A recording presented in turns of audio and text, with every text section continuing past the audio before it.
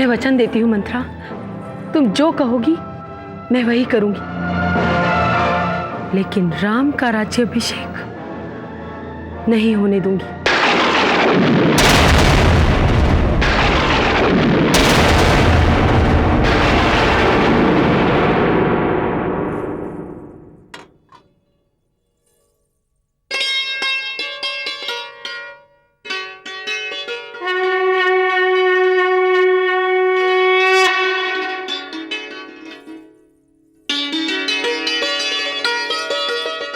राम, कल तुम्हारे कार्यकाल का आरंभ होगा। अपने पूर्वजों की तरह, अपने पिता की तरह एक सफल न्यायी, धर्मवान और नीतिवान राजा बनो।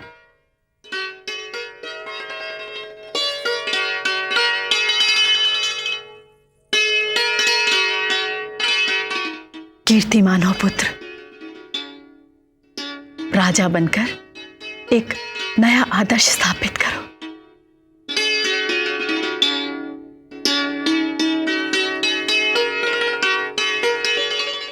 बोलो क्या करूं?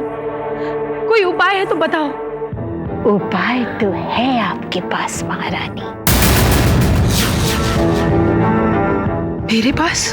हाँ, आपने कई बार मुझे एक कहानी सुनाई। महादैत्य शंबर के विरुद्ध महाराज दशरथ ने देवेंद्र की सहायता की थी।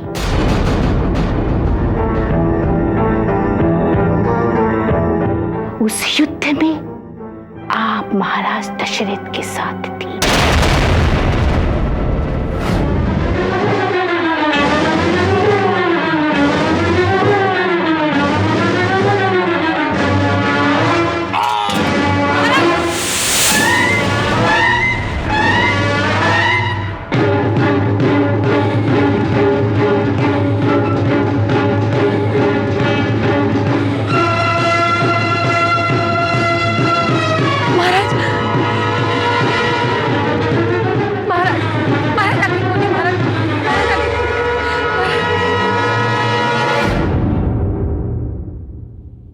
आपने महाराज की रक्षा की थी और तब महाराज ने आपको 2 वर मांगने के लिए कहा था। हाँ, और मैंने उनसे कहा था कि उचित समय आने पर वो दोनों वर मांग लूंगी। यही वो उचित समय है महारानी, बल्कि इससे अच्छा उचित समय तो हो ही नहीं सकता। महाराज से आप आज ही वो दोनों वर मांग लें। महारानी कौशल्या और महाराज दशरथ के सारे मनोरथ विफल कर दे महारानी कैकेयी। कैसे? एक वर मांगो कि भरत अयोध्या का राजा बने,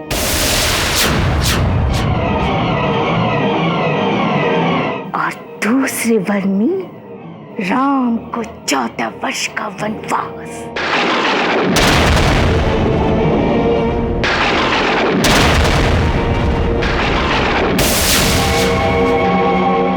ताकि 14 वर्ष बाद जब राम अयोध्या लौट कर आए तो उसका अयोध्या के किसी भी वस्तु पर अधिकार न हो।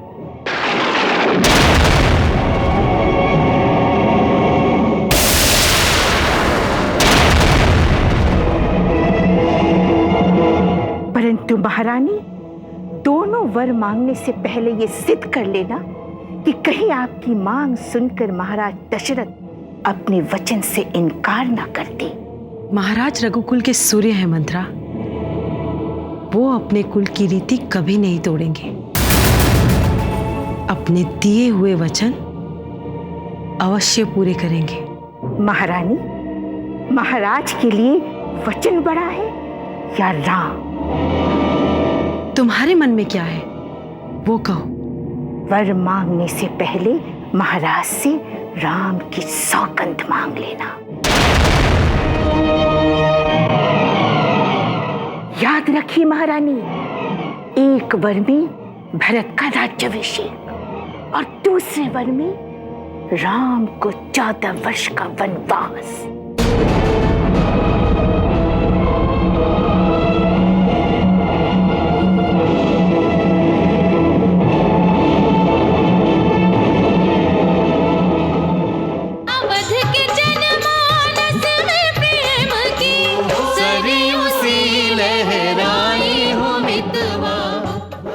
संगीत और नृत्य की तेज गति प्रजा के मन में हो रहे तीव्र आनंद की झलक दिखला रही है। ऐसा लगता है जैसे उनके मन की इच्छा कल पूरी होने वाली है। लक्ष्मण, तुम बहुत भाग्यशाली हो। पता है क्यों? क्योंकि राम की तुम पे कृपा है। राम तुम्हें चाहता है, तुमसे स्नेह करता है, तुम्हें अपनी परछाई मानता है। लक्ष्मण, एक बात याद रखना, जहां राम वहां अयोध्या है। राम जिस भी आसन पे बैठता है वो राज सिंहासन होता है। पता है क्यों? क्योंकि मेरा राम ही स्वयं धर्म, न्याय, नीति और विवेक की साक्षात मूर्ति है। ये 14 वर्ष का वनवास इसलिए भी महारानी कि कोई भी भरत को चुनौती नहीं देगा।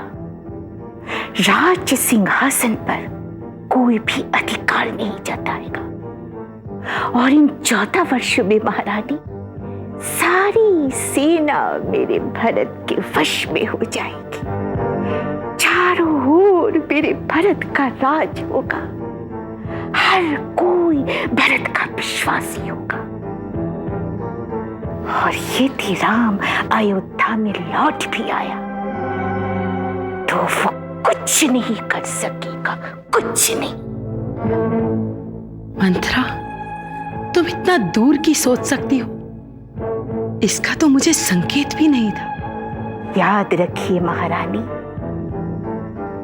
यदि थोड़ी सी भी भूल हो गई ना तो सब कुछ समाप्त हो जाएगा। मुझसे कोई भूल नहीं होगी मंत्रा। मेरे दोनों वर पूरे करने के लिए जब महाराज राम की सौगंध लेंगे तभी मैं अपने दिल की बात उनसे करूंगी। मेरे भरत का राज्य अभिषेक और राम का 14 वर्ष का वनवास।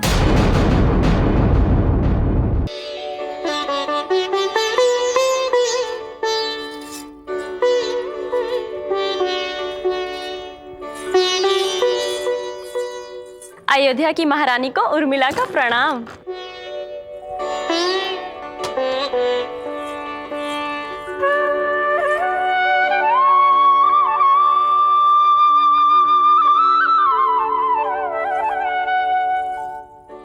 फिर से मुझे महारानी कहा तो महारानी बनकर कारावास का दंड दे दूंगी मैं। बैठो।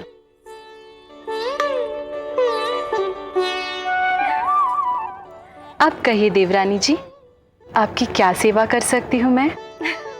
धन्यवाद जेठानी जी, आपकी कृपा होगी यदि आप ऐसे ही कृपा मुझ पे बनाए रखेंगी और इतना ही प्यार मुझे देती रहेंगी। मांडवी और श्रुतकीर्ति को आज अयोध्या में होना चाहिए था। उनकी बहुत याद आ रही है। आप सत्य कह रही हो। आज चारों भाइयों के साथ चारों बहनें होती तो रघुनंदन के राज्य अभिषेक का आनंद 4 गुना हो जाता। उर्मिला, ये परिवर्तन इतना शीघ्र हो रहा है, मुझे अब भी विश्वास नहीं हो रहा।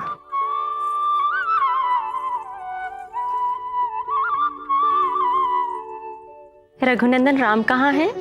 उन्हें आदेश मिला है कौशल्या माँ का आशीर्वाद लेकर वो महाराज से मिलने जाए।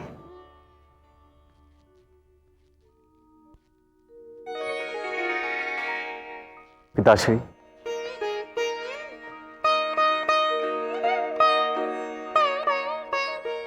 आयुष्मान भवा।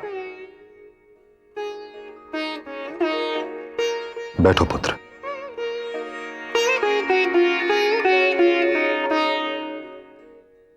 राम, कल तुम्हारा राज्याभिषेक है पुत्र।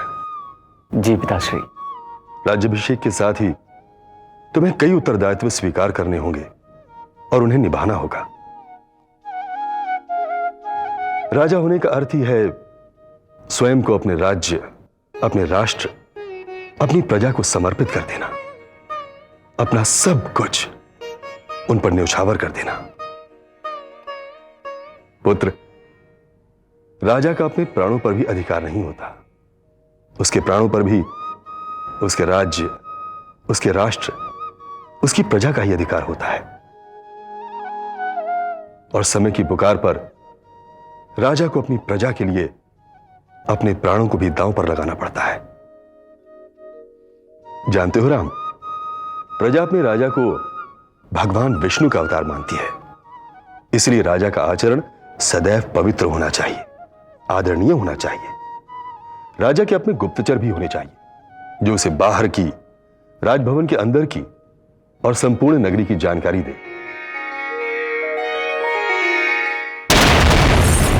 महाराज और राम को आज की रात जितने सपने देखने हैं देख लेने दो मंत्रा। सुबह होते ही उन्हें पता चल जाएगा कि सपने और सच्चाई में आकाश और धरती जितना अंतर है।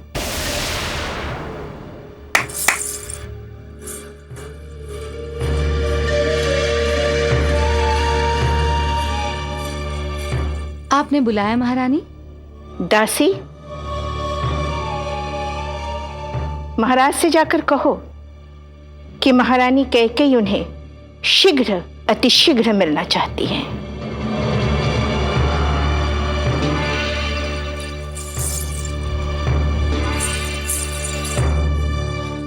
देख लेना मंत्रा, मेरा संदेश पाते ही महाराज तत्काल यहां आ जाएंगे। सदैव याद रखो राम, जब राजा अपने राज्य और देश के संदर्भ में कोई निर्णय लेना चाहता है तब वो किसी का नहीं होता। न माता पिता का, न पत्नी का, न भाई का, न पुत्र पुत्री का, किसी का भी नहीं।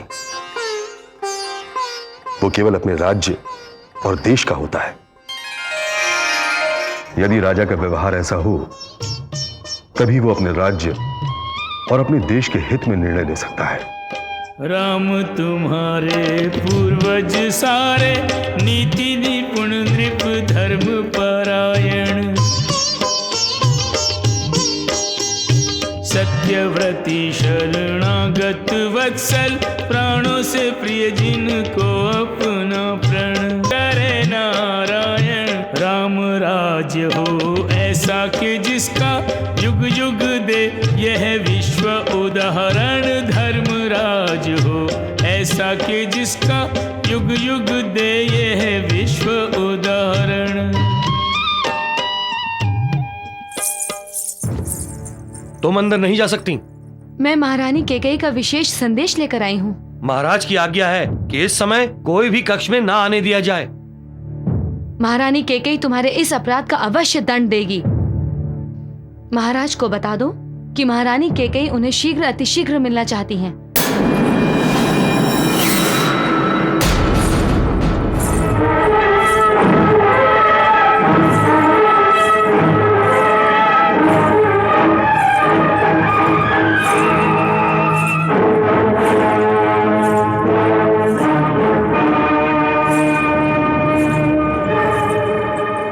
क्या हुआ महारानी?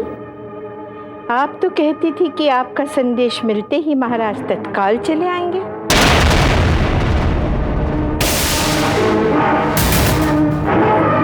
उन्होंने तो कोई महत्व ही नहीं दिया।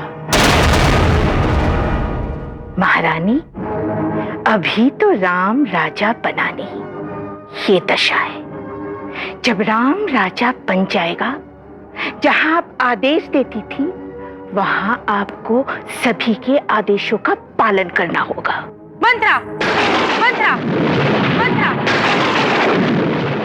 राम, एक राजा को अपने शौर्य, पराक्रम और बल के झंडे दूर दूर तक लहराने चाहिए, ताकि किसी भी शत्रु को उसके राज्य की तरफ आंख उठाकर देखने का साहस न हो। राजा का चरित्र आदर्श चरित्र होना चाहिए, क्योंकि राजा के पद चिन्हों पर ही प्रजा भी चलना चाहती है।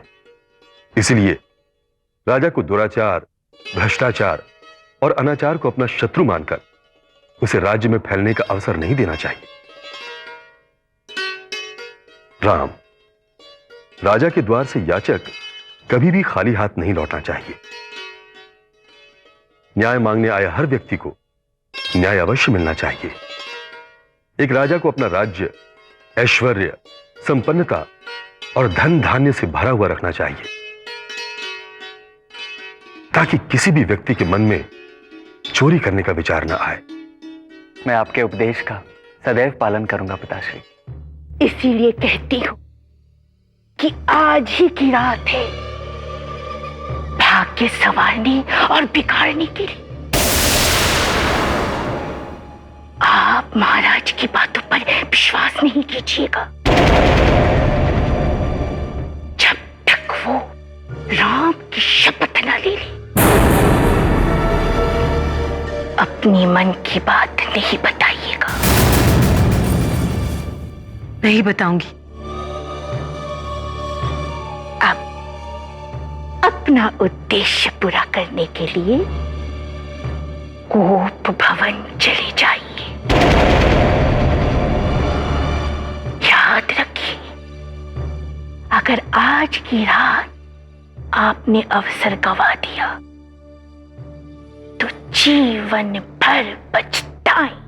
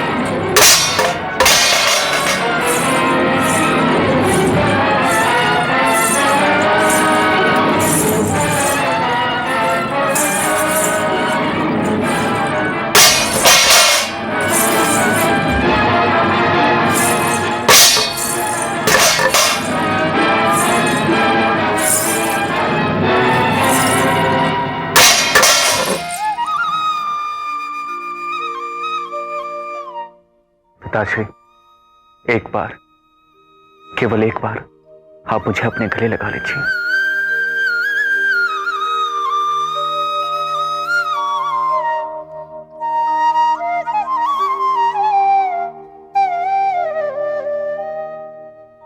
एक बार क्यों पुत्र? ये पिता तो तुम्हें बार बार गले लगाना चाहता है। बार बार गले लगने का अवसर भी तो मिलना चाहिए पिताश्री। एक बार मैं राज्यकारी में उलझ गया,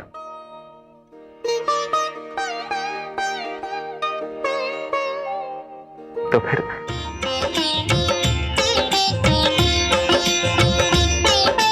कंठ लगा लो पितु मुझे, जब तक राजकुमार, फिर यह अवसर दे न दे राजकाज का भार।